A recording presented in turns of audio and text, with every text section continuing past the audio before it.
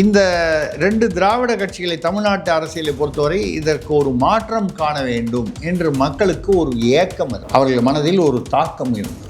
இந்த தாக்கத்தை உண்டாக்கியவர் நாம் தமிழர் கட்சி தலைவர் சீமான். எப்படி உண்டாக்கினார்? ஒரு கருத்தியல் ரீதியான ஒரு அரசியல் விவாதங்களையும் பேச்சுகளையும் வைத்துக்கொண்டு ஆங்காங்கு மேடைகளில் பேசினார்.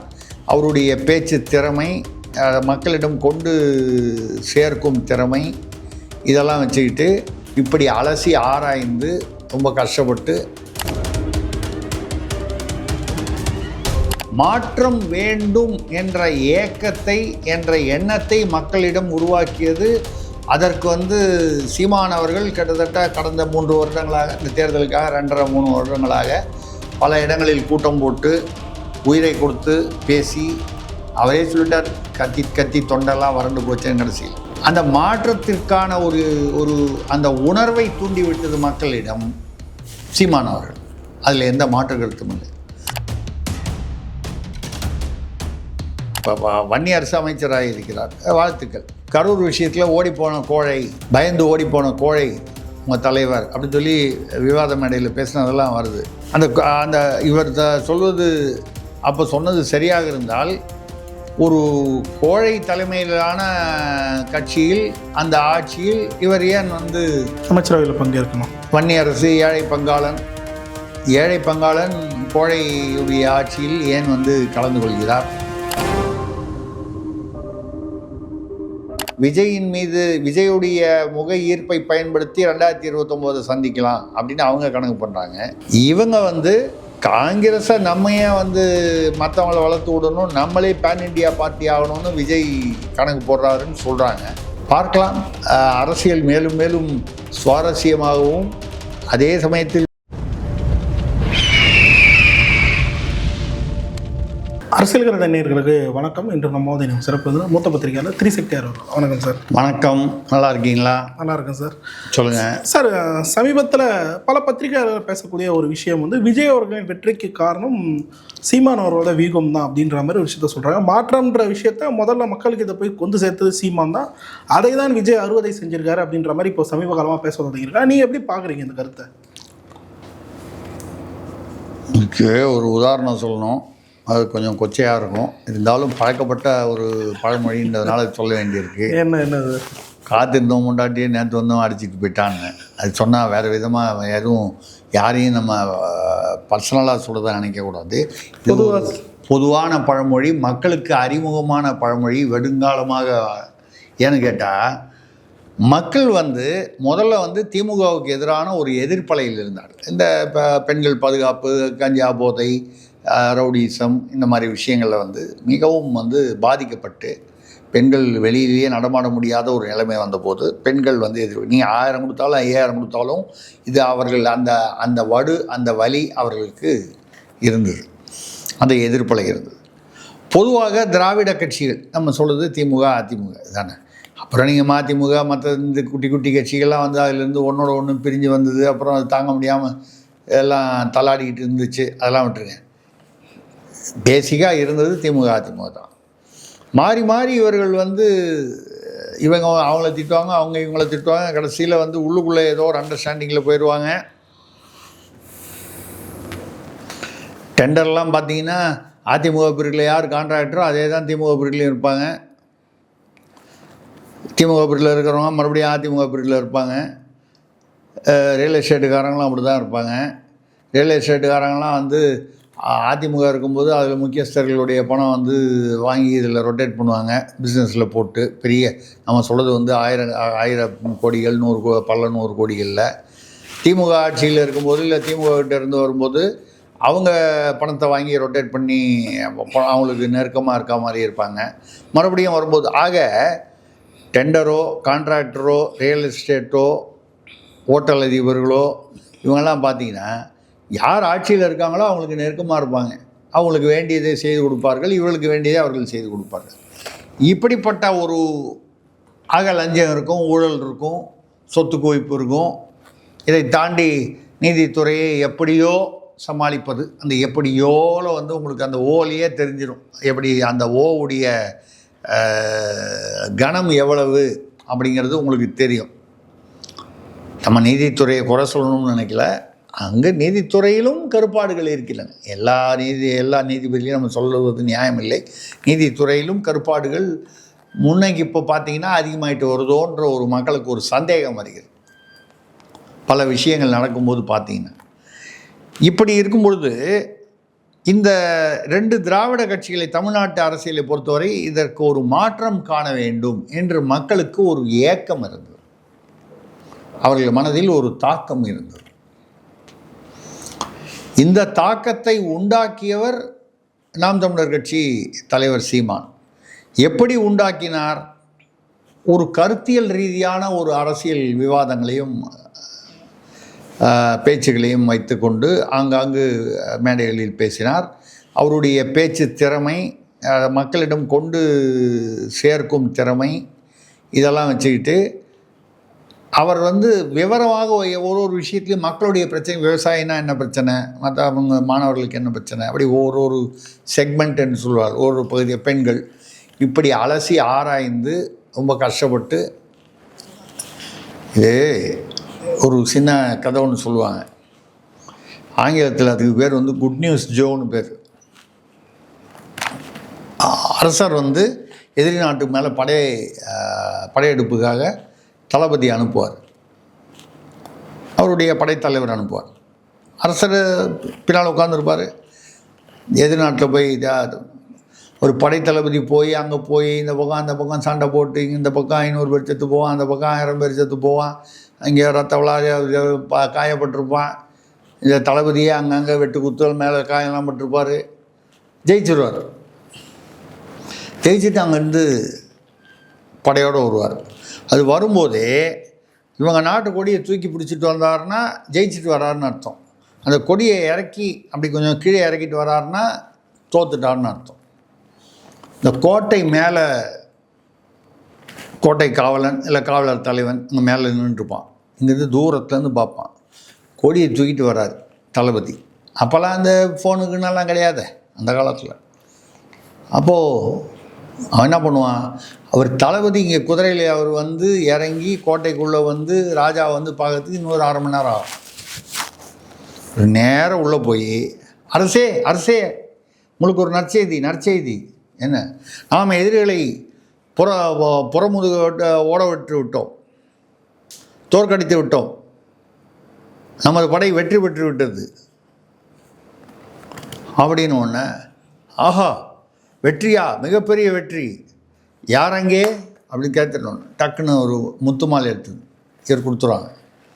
இதுக்கப்புறம் இந்த தளபதி ஒரு 20 நிமிஷம் 1/2 மணி நேரம் பொறுத்து ஐயா நாங்கள் ஜெயிச்சிட்டோம், கேள்விப்பட்டேன், புஸ்ஸு முடிஞ்சு போச்சு. இந்த முதல்ல வர்றாரு பாருங்க, அவருக்கு பேர் ஆங்கிலத்தில் சொல்லுவாங்க குட் நியூஸ் ஜோ. நல்ல செய்தியை முன்னால் சொல்லி செய்திகளை முந்தி தந்து பரிசு வாங்கிட்டு போயிடுவார். இவருக்கும் அந்த போருக்கும் சம்மந்தமே இல்லை. இந்த வேடிக்கை பார்த்தது, அதுவும் போரை கூட வேடிக்கை பார்க்கல, போர்லேருந்து வரவங்கள மேலேருந்து பார்த்து போர் செய்த படைத்தளபதி. இந்த தேர்தலில் 2026 தேர்தலில் நாம் தமிழர் கட்சி தலைவர் சீமான் மேலேருந்து பார்த்துட்டு பரிசை வாங்கி கொண்டது விஜய். இவ்வளோதான் விஷயம். உங்களுக்கு நீங்கள் கேட்ட விஷயத்தை ஏன் இதை சொல்கிறேன்னா, மாற்றம் வேண்டும் என்ற ஏக்கத்தை என்ற எண்ணத்தை மக்களிடம் உருவாக்கியது. அதற்கு சீமான் அவர்கள் கிட்டத்தட்ட கடந்த 3 வருடங்களாக, இந்த தேர்தலுக்காக 2.5-3 வருடங்களாக பல இடங்களில் கூட்டம் போட்டு உயிரை கொடுத்து பேசி, அவரே சொல்லிட்டார், கத்தி தொண்டெல்லாம் வறண்டு போச்சேன்னு. கடைசியில் அந்த மாற்றத்திற்கான ஒரு அந்த உணர்வை தூண்டிவிட்டது மக்களிடம் சீமான் அவர்கள். அதில் எந்த மாற்று கருத்தும் இல்லை. ஆனால் அதை சொல்லுவாங்க, பட்டா ஒருத்தருக்கு பாத்தியதை ஒருத்தருக்குன்னு. அவருக்கு பட்டா கூட இல்லை. மக்கள் ஒரு காரைக்குடியிலேயே அவரை ஜெயிக்க விடலை. அதை பயன்படுத்தி கொண்டது தாவேகா. அந்த தாவேகா அதை பயன்படுத்தி கொள்வதற்கு எது காரணமாக இருந்தது என்றால் அந்த சினிமா மோகமும் ஈர்ப்பும். தமிழ்நாட்டு மக்களுக்கு ரொம்ப வருஷம் அந்த காலத்தில் இப்போ எம்ஜிஆர்லேருந்து ஆரம்பித்து கருணாநிதியும் சினிமா மூலமாக தான் உள்ளே வந்தார். எம்ஜிஆரும் அப்படி தான் வந்தார், ஜெயலலிதா அவர்கள் வந்தார்கள், இன்னும் பல பேர் வந்தாங்க. சில பேர் ஜெயித்தாங்க, பல பேர் ஜெயிக்க முடியாமல் போச்சு. இங்கேருந்து போன என்டி ராமராவும் அதை தான் பண்ணார். மதராஸ் மாகாணத்தில் இங்கேருந்து நடிச்சுக்கிட்டு இருந்தவர் தான், தமிழ் படத்தில் நடிச்சிட்டு இருந்தவர் தான் என்டி ராமராவ், அவரும் அதான் பண்ணார். பிரேம் நசீர் இங்கேருந்து போய் ஒரு கட்சி ஆரம்பித்தார், ஆனால் அவர் கொஞ்ச நாளில் மூடிட்டார். சிரஞ்சீவி பார்த்தீங்கன்னா இந்த சினிமாவில் நடித்ததை வச்சு தான் கட்சி ஆரம்பித்தார். அப்புறம் தாக்கு பிடித்தார்களா இல்லையானால் எம்ஜிஆரை போன்ற விஜயகாந்த், தாக்கு பிடித்தவர்கள் சில பேர், தாக்கு பிடிக்க முடியாமல் போனவர்கள் சிவாஜி கணேசன் மாதிரி, டி ராஜேந்திரன் மாதிரி, பாக்யராஜ் மாதிரி எத்தனையோ பேர் தமிழ்நாட்டிலையும் இருக்காங்க, வெளியிலையும் இருக்காங்க. இப்போ பவன் கல்யாண் இருக்கார், இதுவரை தாக்கு பிடித்திருக்கிறார் துணை முதல்வர். இதுக்கப்புறம் எப்படி எதிர்காலம் இருக்கும் தெரியாது, எல்லாரும் நல்லா வரட்டும், அதை பற்றி ஒன்றும் இல்லை. இப்படி அந்த மாற்றத்திற்கு ஒரு விதை போட்டவர் சீமான் தான். ஆனால் அறுவடையை செய்தவர் விஜய் கட்சியினர். அதற்கு காரணம் அந்த சினிமா மோகம். இதுதான் நம்ம சொல்லக்கூடிய அந்த மாற்றம் விஷயத்தில். இதில் இப்போ கூட அந்த சீமான் பேசியிருக்காரு, திமுக ஆட்சிக்கும் தாவேக ஆட்சிக்கும் என்ன வித்தியாசம் இருக்குது அப்படின்னு சொல்லி. ஏன்னா அந்த முத்துப்பேட்டை திருவாரூர் மாவட்டத்தில் அங்கே மணல் கடத்தல் நடைபெறுது. திமுக ஆட்சியில் ரெகுலராக மணல் கடத்தல் இருந்தது. ஜெகபர் அலி நிறைய பேர் யாரெல்லாம் அதை போட்டு கொடுத்தார்களோ இல்லை புகார் கொடுத்தார்களோ, கலெக்டர் ஆஃபீஸில் போய் புகார் கொடுக்கறது, போராட்டம் பண்ணுறது, இப்படி செய்கிறவங்கலாம் மணல் கடத்தல் அந்த வண்டியை விட்டு ஏற்றி தைரியமாக துணிச்சலாக அராஜகமாக கொலை செய்ததெல்லாம் திமுக ஆட்சியில் சகஜமாக நடந்திருக்குது. அவங்க கட்சியில் இருந்த மந்திரி தா கிருஷ்ணன், ஆலடி அருணா போன்றவர்கள், அண்ணா நகர் ரமேஷ் போன்றவர்கள்லாம் கொலை எல்லாமே இன்னும் சாதிக் பாட்ஷா கொலை எல்லாமே இன்னும் மர்மமாக தானே இருக்குது. ஒரு மந்திரியோடைய தம்பி அவர் ராமஜெயம் கொலையாகி அதுவும் கொடூரமாக வாக்கிங் போகும்போது கொல்லப்பட்ட வழக்கு 14 வருஷங்கள் ஆச்சு. 2013 நடந்தது, 2012 நடந்தது. 13 வருஷத்துக்கு மேலே ஆயிடுச்சு. இன்னும் கண்டுபிடிக்கிறாங்க. இதுக்கு நடுவில் எத்தனையோ சிறப்பு படையை வச்சுட்டாங்க. கண்டுபிடிக்கணும்னு நினச்சா கண்டுபிடிக்க முடியாதா? அது ஏதோ சில மர்ம முடிச்சுகள் இருக்குது, அது சரி விடுவோம். என்னன்னால் அந்த மாதிரி நீங்கள் இப்போ இந்த மணல் கடத்தல் யார் மணல் கடத்தலை பற்றி புகார் பண்ணுறானோ இல்லை வெளியில் பத்திரிகையாளர் இப்போ கூட போன இந்த தேர்தலுக்கு முன்னால் பார்த்தீங்கன்னா ஒரு குறிப்பிட்ட 2-3 நியூஸ் சேனல்லேருந்து போய் திமுக அவங்க குவாரி நடத்துகிறாங்க, மணல் கடத்தல் பண்ணாங்கன்னு போய் கொடுத்த போது அந்த பத்திரிகையாளர்கள் தாக்கப்பட்டார்கள். அதான் வீடியோலேயே வந்துச்சு. ஒரு இடத்துல தாக்கினவர் நான் அந்த இடத்துல இல்லைன்னு போய் சொல்லிட்டார் திமுக நிர்வாகி. அப்புறம் பார்த்தா அவரோட ஆடியோ அங்கே அவர் பேசுனது, போனது, வந்தது, மிரட்டினது எல்லாமே எல்லாம் தேர்தலுக்கு முன்னால் நடந்தது. அது திமுக மணல் கடத்தலும் பண்ணுவாங்க. மணல் கடத்தலுக்கு எதிராக மீடியா அவங்களுக்கு காசை வாங்கிட்டு அவங்க சொல்கிறத மட்டும் கேட்டால் அது ஆர்எஸ்பி மீடியான்னு அது அவங்கள வளர்த்து விடுவாங்க. இன்றைக்கி திமுகவிடம் காசு வாங்கி கொண்டு பிரபலமான நெறியாளர்களாக, நியூஸ் எடிட்டர்களாக பல கோடிகள் சொத்துக்கள் சேர்த்தவங்க லிஸ்ட்டு வேணுமா? நம்ம கையில் வச்சுருக்கோம், யார் யாருன்னு நம்ம சொல்ல வேண்டாம், மக்களுக்கு தெரியும். எவ்வளவு பணம்னு வேணால் தெரியாதே தவிர எப்படிப்பட்டவர்கள் என்று மக்களுக்கு தெரியும். ஆனால் இதை மீறி அங்கே நாம் தமிழர் நிர்வாகி ஒருத்தர், ஏதோ அது உள்ளூர் நிர்வாகி, அவர் ஷாஜா மொய்தீன் அவர் வீட்டு வாசல்லையே திமுகவினர் தாக்குதல் நடத்தியிருக்காங்க. எப்போது தாவேக ஆட்சிக்கு வந்த பிறகு. தாவேக ஆட்சிக்கு வந்ததுனால தாவேக அதை சப்போர்ட் பண்ணிச்சுன்னு சொல்ல முடியாது. அதான் வந்திருக்காங்க இவங்க செட்டில் ஆகி முதல்ல இவங்களுடைய இந்த விளம்பரங்கள்லாம் முடித்து, இந்த டிஃபன் பாக்ஸ் விளம்பரம்லாம் இருக்குல்ல, அவர் டிஃபன் பாக்ஸ் அவரே அது திறக்கிறாரு, அவரே மூடுறாரு, அப்புறம் பொலீரோ காரை அவரே ஓட்டி பார்க்குறாரு. இது மாதிரி இந்த சினிமா டைப்பான விளம்பரங்கள் இப்போ கூட வந்திருக்கு. என்னமோ அவர் நல்ல விஷயங்கள் சொல்லியிருக்காங்க. அதெல்லாம் எவ்வளோ தூரம் நடக்கும்னு தெரியாது. 717 கடைகளை மூடினாங்க, மதுக்கடைகள்.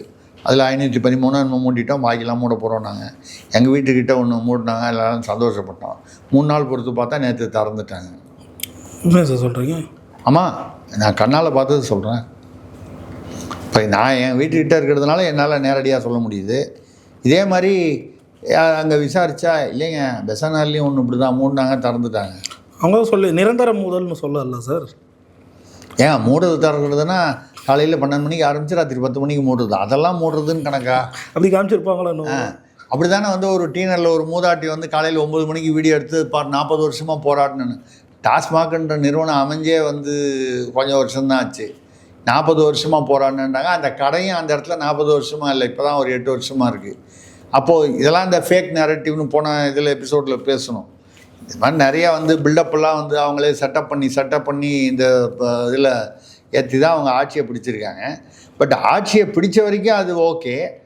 ஆட்சியே இப்படி தான் செட்டப்பாக நடக்கும், எல்லாமே ஒரே விளம்பரம் தான், ரீல்ஸ் தான் வந்து உண்மையிலேயே நடக்க போகுது, உண்மையான ஆட்சி நடக்காதுன்னால் இப்போ இந்த மதுக்கடையில் வந்து மறுபடியும் திறக்கிறாங்களா? கேட்டால் என்ன சொல்கிறாங்கன்னா ஸ்டாக்கெல்லாம் தீர்ற வரைக்கும் விற்க போகிறோம். நான் அப்போ ஒன்று பண்ணுங்கள், வெளிப்படையாக மக்களிடம் இல்லைங்க இந்த கடை 717 மூடுறோம், ஆனால் அந்த கடையில் ஏற்கனவே உள்ள ஸ்டாக்கு அது தீர்ற வரைக்கும் 2 நாளோ 3 நாளோ 5 நாளோ எவ்வளோ இருக்க போகுது ஸ்டாக்கு? 4 நாளைக்கு மேலே தாங்காது. அப்போது ஒரு வாரம் தாங்கணும்னு வச்சுங்க, அந்த இதில் வந்து மூடிடுவோம். சொல்லிட்டு போங்க, நிரந்தரமாக மூடுங்க. அது என்ன சும்மா ஒரு 4 நாளைக்கு மூடி காமிச்சிட்டு மூடிட்டோன்னு சொல்லிவிட்டு அப்புறம் மறுபடியும் திறக்கிறதா அப்படின்னா அது ஃபிலிம் காமிக்கிறாங்க, நாடகம். அவங்க வேறு விதமாக நாடகம் போட்டாங்க. இவங்க இதை வந்து இவர் கூட பேசியிருக்காரு, இது நடப்பது திமுக ஆட்சியா இல்லை தாவேக ஆட்சியா, திமுக ஆட்சி தொடர்கிறதான்னு. என்ன பிரச்சனைன்னு கேட்டிங்கன்னா, இப்போ நம்ம கூட போன தடவை பேசணும், செந்தில் பாலாஜி மீது எப்படி வழக்கு போட போகிறாங்க தெரியல இந்த ஆட்சியில், இல்லை KN நேரு மீதோ, இல்லை தவறு செய்த ஏற்கனவே ஊழல் புகார் உள்ள அமைச்சர்கள் மீது. ஏன்னா DVAC தானே, அதெல்லாம் FIR போடணும், சார்ஜ் ஷீட்டு போடணும், இதெல்லாம் வந்து எப்படி நடக்க போகுதுன்னு தெரியல. ஏன்னா இப்போது திமுகவிலேருந்து கொள்கை கூட்டணின்னு சொல்லியிருந்தவங்க இங்கே வந்து 8 பேர் கொடுத்தாங்க. காங்கிரஸ் அந்த கதை பின்னால் வருவோம். இவங்க வந்து இந்த 8 பேர் வந்தாங்க. இதில் இவங்க அமைச்சர் திமுகவை பொறுத்த வரைக்கும் முதல்ல வந்து இவங்கெல்லாம் வந்து கொள்கை கூட்டணின்னு அவங்களே இவரே சொன்னார். விசிக தலைவர் திருமாவளவன் கொள்கை கூட்டணி, அது அவங்களும் CPIன்னு சொன்னாங்க. நாங்கள் திமுகவுடன் இன்னும் கூட்டணியில் தொடர்கிறோம் கொள்கை அளவில். அது என்னன்னு புரியல. கொள்கை அளவில் அங்கன்னு சொல்லிட்டு அப்புறம் ஆராசா சொன்னது தான் ஞாபகம் வருது நமக்கு. அவர் சொன்னது கொச்சையாக சொன்னாருங்கிறது நமக்கு வருத்தம். ஆனால் சொல்கிற கருத்து வந்து எங்கள் கூட கூட்டணி இருந்துட்டு இப்போ அங்கே போய் பதவி சுகம் அனுபவிக்கிறேங்கிறத அவருடைய பாணியில் சொன்னார். ஒவ்வொருத்தருக்கும் ஒரு ஸ்டைல் இருக்குது. இப்போ யூடியூபர்கள்லேயே விருந்தினர்கள்லேயே நீங்களே எத்தனையோ பேர் வந்து நேர்காணல் பண்ணுவீங்க. ஒவ்வொருத்தருக்கும் ஒரு ஸ்டைல் இருக்கும். இப்போ திருசக்தியார்னா ஒரு ஸ்டைல் மக்களுக்கு தெரியும். அந்த மாதிரி ஆராசாக்குன்னு ஒரு ஸ்டைல் இருக்குது.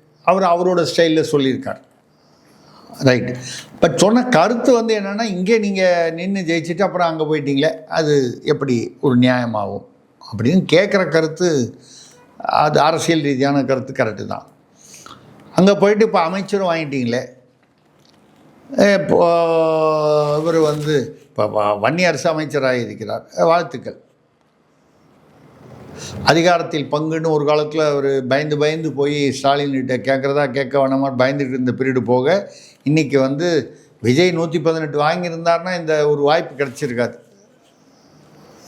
முஸ்லீம் லீக்குக்கோ இல்லை விடுதலை சிறுத்தைகளுக்கோ இந்த வாய்ப்பு, காங்கிரஸுக்கே கூட இந்த வாய்ப்பு கிடச்சிருக்காது. ஆனால் இந்த சமயத்தில் வன்னியரசு பேசின வீடியோலாம் ஏதோ பழைய வீடியோலாம் லீக் ஆகிருக்கு சார். ஆமாங்க, அவர் வந்து கரூர் விஷயத்தில் ஓடிப்போன கோழை, பயந்து ஓடிப்போன கோழை உங்கள் தலைவர் அப்படின்னு சொல்லி விவாத மேடையில் பேசினதெல்லாம் வருது. அந்த இவர் சொல்வது அப்போ சொன்னது சரியாக இருந்தால், ஒரு கோழை தலைமையிலான கட்சியில் அந்த ஆட்சியில் இவர் ஏன் வந்து அமைச்சரவையில் பங்கேற்கணும்? வன்னியரசு ஏழை பங்காளன் கோழையுடைய ஆட்சியில் ஏன் வந்து கலந்து கொள்கிறார், பங்கெடுக்கிறார்? இல்லை அன்னைக்கு கோழைன்னு சொன்னது பொய்யா? இன்றைக்கி திடீர்னு விஜய் வந்து மாவீரன் விஜய் ஆகிவிட்டாரா? இந்த கேள்விகள் மக்கள் மத்தியில் வர்றது வந்து சகஜம் தானே. நீங்கள் ஒரு காலத்தில் பத்திரிகை பீரியட்லலாம் இருந்தபோது அது தேடி கண்டுபிடிச்சி படிக்கணும். இப்போ அப்படி இல்லை, டப்புன்னு லெஃப்டில் பழசு, இப்போ ரைட்டில் வந்து புதுசு, ரெண்டையும் சேர்த்து காலையில் எந்திரிச்சோன்னே பார்த்தீங்கன்னா எல்லாம் வாட்ஸ்அப்பில் வந்துடுது. அன்று இன்றுன்னு போட்டுருவாங்க, அன்று இன்றுன்னு போட்டு ஆக்ஷன் ரியாக்ஷன் அப்படின்னு போட்டு வந்துடுது. இதை மாதிரி வந்து இந்த இப்போ வந்து திமுகவிற்கு இதில் இஷ்டம் இல்லை, விருப்பம் இல்லை. இவர்கள் மந்திரி சபையில் இப்போ இவருக்கு ஆதி திராவிட நலத்துறை, அவருக்கு வந்து சிறுபான்மை ஏதோ ஒரு துறை கொடுத்துட்டாங்க அவங்களுக்கு தகுந்த மாதிரி. அப்படி அதை ஏற்றுக்கொண்டது திமுகவிற்கு விருப்பம் இல்லை. ஏன்னா திமுகலேருந்து நிறைய பேர் அதை பற்றி பேசியிருக்காங்க. இங்கே ஒன்ஸ் இப்போ விட்டுட்டு போனீங்கன்னா திரும்பி இங்கே வர முடியாது. அவங்களும் என்ன பண்ணாங்க, காங்கிரஸ் என்ன பண்ணாங்க, முதல் ஆளாக போய் நின்னாங்க, முதல் ஆளாக போயிட்டாங்க. சொல்லிட்டு கூட போகல. ஆமாம், சொல்லக்கூட இல்லை. 5 பேரில் 2 பேருக்கு மந்திரி பதவி கொடுத்துட்டாங்க. அது என்னென்னா பாவம், அவங்க 2 பேரும் சத்தியமூர்த்தி பவனுக்கு மந்திரி ஆனோன்னு போனாங்களாம். அங்கே போய் பார்த்தா தங்கபாலு ஒருத்தரை தவிர வேறு யாருமே வரலையா உங்களை வரவேற்கிறது. எதனால்? அங்கே தாங்க ஒரு 15 குரூப் இருக்குது. ஓகே, இங்கே இந்த 5 பேரில் 2 பேருக்கு மந்திரி கொடுத்தாங்கல்ல, ஒரு 2 பேருக்கு வருத்தமாக, பாக்கி 3 பேரில் 2 பேர் வந்து எனக்கு தாரகைன்னு ஒரு அம்மா, இன்னும் யாரோ ஒருத்தர் கிறிஸ்தவர் ஒருவர், அவர் ஏதோ பெந்தகோஸ்ட் கிறிஸ்தவரோ சிஎஸ்ஐ கிறிஸ்தவரோ, அவங்க 2 பேருக்கு என்னங்க தான் கொடுக்கணுன்னு அவங்க இதை தகராறு பண்ணியிருக்காங்க. ஏன் 5 பேருக்கு எவ்வளோ பேர் கொடுப்பாங்க? 4 பேருக்குமா கொடுக்க முடியும்? 5 பேரில் 4 பேர் கொடுத்தா அப்புறம் தாவேகளில் இருக்கிறவங்களுக்கு கொடுக்கணுமா? அவர் கட்சியில் இருக்கிறவங்களுக்கு, அவர் கட்சியிலேயே வந்து யார் என்னன்னு தெரியாமல் புதுசாக வந்திருக்காங்க. ஒரு 50% வந்து ரசிகர் மன்றத்துலேருந்து வந்தவங்களுக்கு கொடுத்துருக்காங்க, மிச்சம் வெளியிலேருந்து வந்தவங்களுக்கு கொடுத்துருக்காங்க. வெளியிலேருந்து வந்தவங்களாம் அவங்க பேரில் குற்ற வழக்கு இருக்குது. இப்போ இவரை கோழைன்னு சொன்னவங்க, இந்த முஸ்தபான்னு ஒருத்தர், அவருக்கு கொடுக்குறதா இருந்தாங்களா மந்திரி, சிறுபான்மை நலத்துறை அவருக்கு தான் கொடுக்குறதா பேச்சு. அதான் அவர் எல்லாம் அவர் தான் இவர் மதுரையில் பிடிஆர் தியாகராஜன் தோக்கடிச்சார். அதனால் அவர் கொடுக்குறதா இருந்தாங்கன்னா இளைஞர்.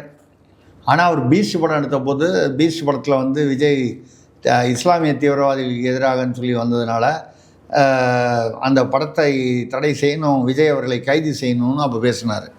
இப்போ நம்ம ஆளுங்க அதை எடுத்து பழைய வீடியோ இப்போ போட்டு விட்டாங்க. எம்எல்ஏ ஆகும்போது தெரியலையாமா அது அவருக்கு தெரிலங்க.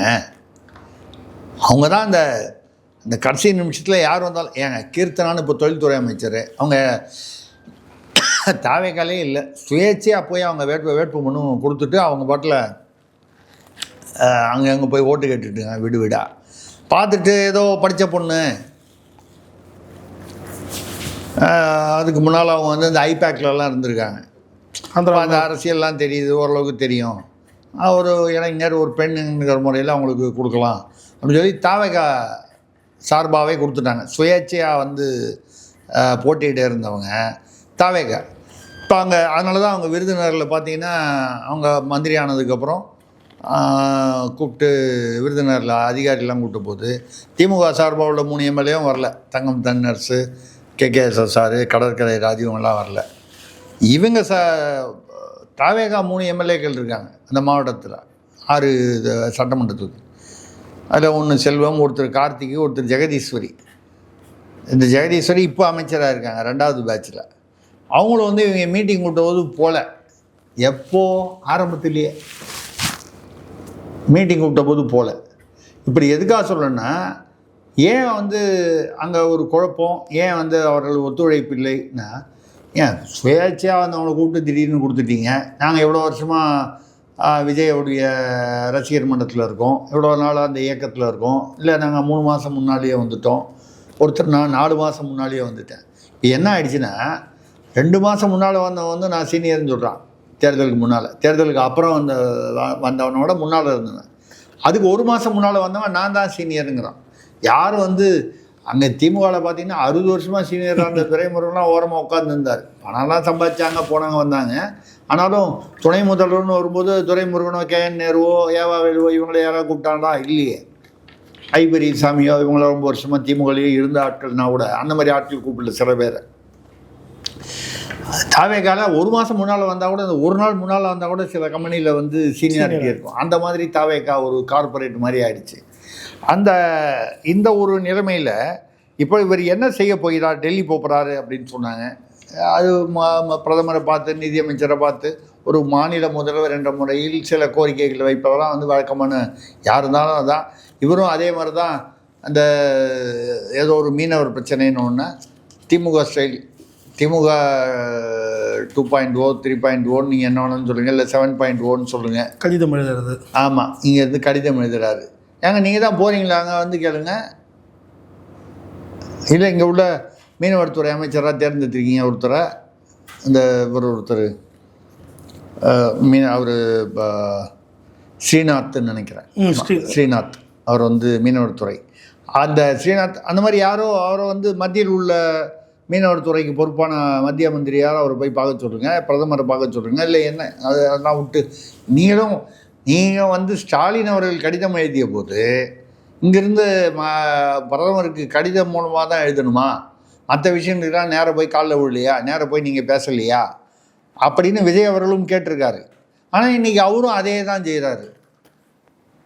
அதுதான் சொல்கிறேன், ஒன்றும் பெரிய வித்தியாசம் இல்லைன்னு. இப்போ வந்து அடுத்தது இவங்களுக்கு உள்ள சவால் வந்து இந்த பிஎம் ஸ்ரீ அதெல்லாம் திமுக என்ன பண்ணிச்சு, 2 தவணை பணத்தை வாங்கிட்டு எம்ஓயில் கைது போடுறேன்னு சொல்லிட்டு அப்புறம் வந்து திடீர்னு ஆர்டி ரைட் டு எஜுகேஷன் அது வந்து நான் கைது போட மாட்டோம் ஆனால் பணம் கொடுக்கணும்னு சொல்லி தகராறு பண்ணிச்சு. கைது போடுறேன்னு சொல்லிட்டு 2 தவணை வாங்கிட்டு அதில் பணத்தில் அப்புறம் மத்திய அரசு வஞ்சித்து விட்டதுன்னு சொன்னாங்க. இவங்க அதை பற்றி பேசும்போது அதை பற்றி பரிசீலனை செய்து கொண்டு இருக்கிறோம்ன்றாங்க. என்ன செய்ய போகிறாங்கன்னு தெரில. மும்மொழி கொள்கையா இருமொழி கொள்கையானா இருமொழி கொள்கை தான் சொல்லி ராஜ்மோகன்லாம் பேசியிருக்கார், அமைச்சர் ராஜ்மோகன் தாவேகால. விஜய் வித்யாசிரம்னு ஒரு பள்ளிக்கூடம் நடக்குது, அங்கே மும்மொழி இருக்குது. அப்போ அவங்கள பார்த்து சன்ஷைன் பள்ளியில் வேளச்சேரியில் திமுக நடத்தும் பள்ளி, குடும்பம் நடத்துகிற பள்ளியில் மும்மொழி கொள்கை பண்ணுறீங்களே நியாயமானு கேட்ட நீங்கள் நடத்துகிற பள்ளியில், உங்கள் குடும்பம் நடத்துகிற பள்ளியில் அதே மும்மொழி கொள்கை. நீங்கள் அவங்கள பார்த்து எதெல்லாம் சொன்னீங்களோ ஈயத்தை பார்த்து இடிச்சு தான் பித்தளை, அது மாதிரி தானே இது வித்தியாசம் தெரியுது. அதையே நீங்களும் செய்துவிட்டு ஆனால் அந்த மேலே மட்டும் தலைமை மட்டும் மாறுது அப்படிங்கிற மாதிரி தான் இருக்குது. இல்லை காங்கிரஸ் வந்து என்ன நினைக்குதுன்னா அதை சொல்லி முடிச்சுருவோம் நம்ம. காங்கிரஸ் என்ன நினைக்குதுன்னா இவரை கூட்டு போய் கேரளா, கர்நாடகா, தெலுங்கானா இங்கெல்லாம் வந்து விஜய் என்ற நடிகர், அதாவது ஒரு பாப்புலர் நடிகராக இருந்தவர், அவரை கூட்டு போய் அந்த முகத்தை வச்சு அந்த ஈர்ப்பை வச்சு வாங்கினோம்னா ஒரு 164 ஒரு 100 சீட்டு நம்ம ஜெயிச்சிருவோம் எங்கள் தென்னாட்டில் அப்படின்னு ராகுல் காந்தி கணக்கு போகிறார். ஏன்னா ராகுல் காந்தி போய் எங்கேயாவது பிரச்சாரம் பண்ணாலே அந்த இடத்துல அவுட் ஆகிடும்ன்ற மாதிரி இருக்குது. அதனாலேயே பல சமயங்களில் தேர்தல் மாநிலத்தில் வரும்போது அவரை நீங்கள் பட்டாயா போங்க, இத்தாலி போங்க, பாட்டி வீட்டுக்கு போங்கன்னு அனுப்பிச்சி விட்ருவாங்க. அந்த மாதிரி அப்படி ஒரு புகழ் அவருக்கு உண்டு. இப்போது இவரை வச்சு ஒரு 100 சீட்டாவது இங்கே வாங்கிடணும்னு.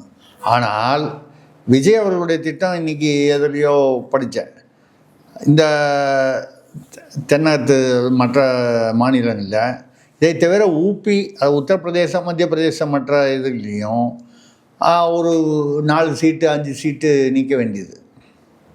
1ஓ 2ஓ ஜெயிச்சா கூட, ஏன்னா அங்கேயும் வந்து இவருடைய படங்கள் ஹிந்தியில் டப்பாகி போகுது. கொஞ்சம் இந்த சினிமா நடிகர் என்ற ஈர்ப்பு எல்லாருக்கும் எங்கேயோ மொழிகள் தாண்டி மாநிலங்கள் தாண்டி இருக்கிறதுக்கு வாய்ப்பு உண்டு.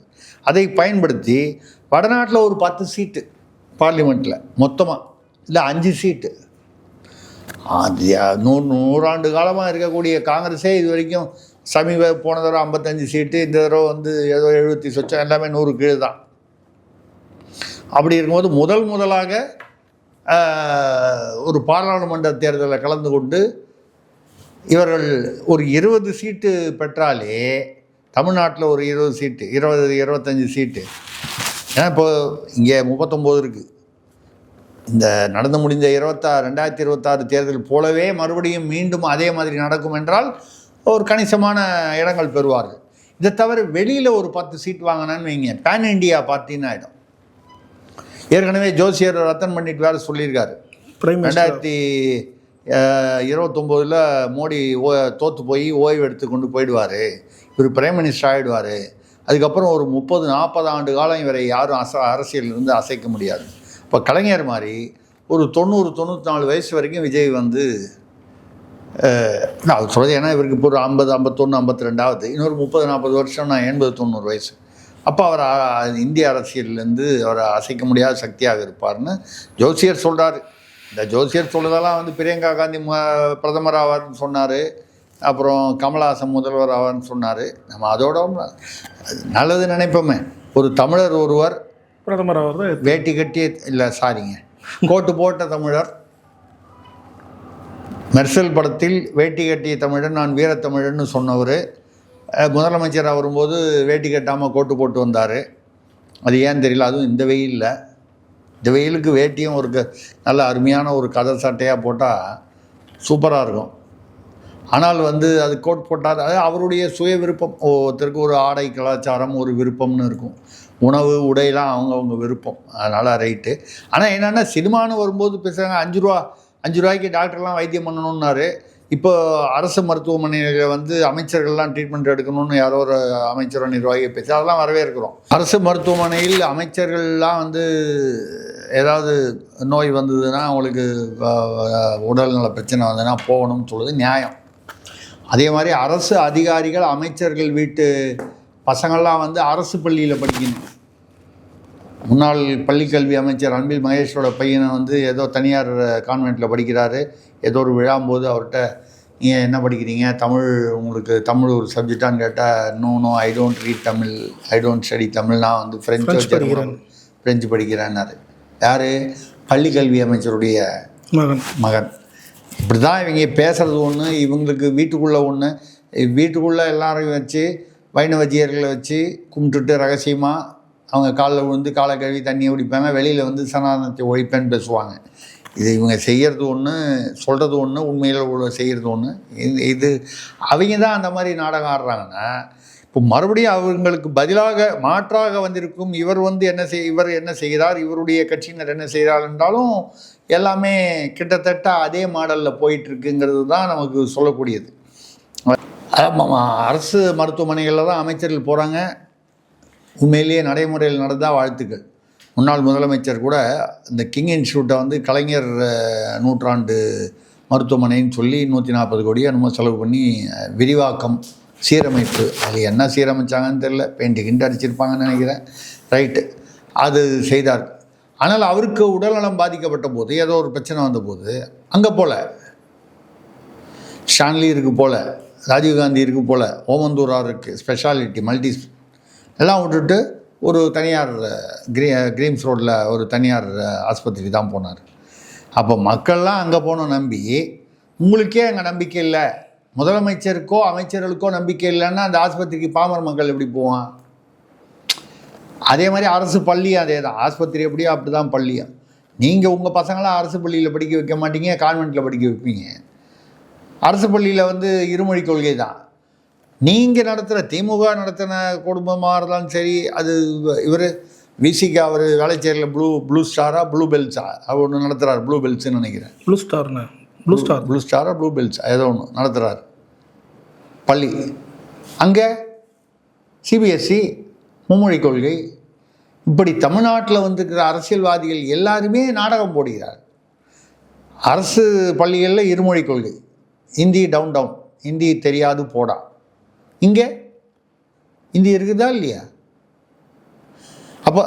அப்போ அவன் என்ன நினைக்கிறீங்க? அவன் வெளி மாநிலத்தில் போய் வேலை கிடைக்கணுன்னா நமக்கு ஹிந்தி தெரியணும், இல்லை வேறு மொழி தெரியணுன்னா காசு கொடுத்து உங்களுக்கு சம்மந்தப்பட்ட பள்ளிகளில் போய் காசு கொடுத்து லட்சக்கணக்கில் காசு கொடுத்து சேரணும். அப்போ நீங்கள் லட்சக்கணக்கில் காசு கொடுக்கணும்னு சொல்லி பாமர மக்கள் வந்து அவன் வேலை கிடைக்காம இங்கே இருக்கும். அது டாஸ்மாக் வேறு போட்டிங்க, கஞ்சாவெல்லாம் போதையெல்லாம் வேறு நடக்குது. அப்புறம் வடநாட்டிலேருந்து அந்த வேலையெல்லாம் அவன் வந்து செய்கிறான், இவன் சோம்பேறி ஆக்கிட்டான். இது இப்படி நடந்து கொண்டிருக்கிறது. இப்போது இன்றைக்கி வந்த நியூஸ் பார்த்திங்கன்னா 8000 தனியார் மருத்துவமனைகள் வரப்போகுது தமிழ்நாட்டில். தமிழக அரசு அதற்கு ஏற்பாடு செய்யும். நீங்கள் என்ன செய்யணும்? உண்மையிலேயே அரசு மருத்துவமனை மீது பொதுமக்களுக்கு நம்பிக்கை வரும் அளவுக்கு அதை சீரமைப்பு செய்யணும், மேம்படுத்தணும். அதுதானே ஒரு அரசுடையது.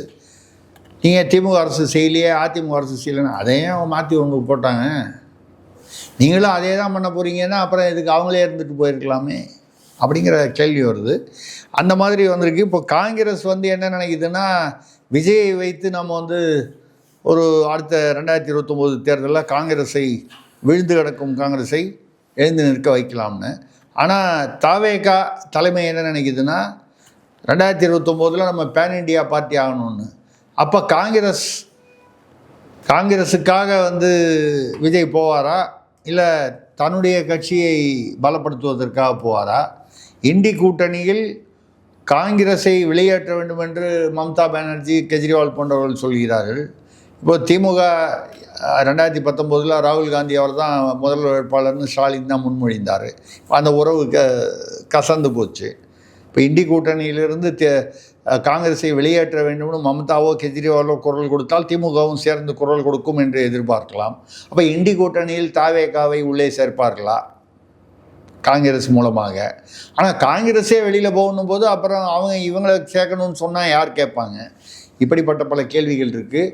இதில் காங்கிரஸ் விஜயுடைய முக ஈர்ப்பை பயன்படுத்தி 2029 சந்திக்கலாம் அப்படின்னு அவங்க கணக்கு பண்ணுறாங்க. இவங்க காங்கிரஸை நம்ம ஏன் மற்றவங்களை வளர்த்து விடணும், நம்மளே பேன் இண்டியா பார்ட்டி ஆகணும்னு விஜய் கணக்கு போடுறாருன்னு சொல்கிறாங்க. பார்க்கலாம். அரசியல் மேலும் மேலும் சுவாரஸ்யமாகவும் அதே சமயத்தில் குழப்பமாகவும் தொடர்ந்து கொண்டிருக்கிறது தமிழ்நாட்டு அரசியல். இது இன்னும் தேசிய அரசியலுக்கும் பரவும் என்றால் மக்களுக்கு வேறு வழி இல்லாமல் வேடிக்கை பார்க்குறத தவிர வேறு ஒன்றும் பண்ண முடியாது. நல்லது நடக்கட்டும், பார்ப்போம்.